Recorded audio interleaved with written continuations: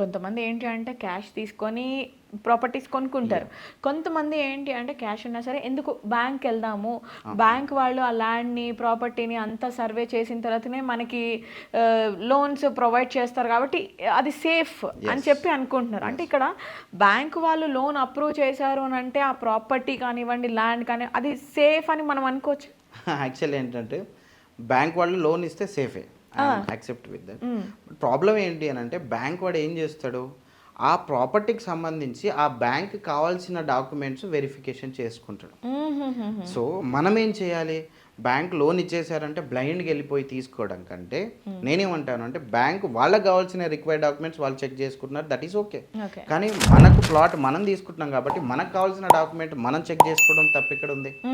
మనం కూడా చెక్ చేసుకోవాలి కదా. సో బ్యాంక్ వాడు లోన్ ఇస్తున్నాడు, మనం కూడా ఆ ఏదైతే పర్టికులర్ ల్యాండ్ ఉంటుందో ప్లాట్ ఉంటుందో దానికి సంబంధించిన పర్మిషన్స్ కావచ్చు, లింక్స్ కావచ్చు, లేఅవుట్ అప్రూవల్స్ కావచ్చు, ల్యాండ్ అప్రూవల్స్ కావచ్చు, నాలా సర్టిఫికేట్స్ కావచ్చు, ఇవన్నీ చెక్ చేసుకోవడం ద్వారా అక్కడ బ్యాంక్ వాళ్ళు సేఫ్ ఉంటారు, మనము సేఫ్ ఉంటాం.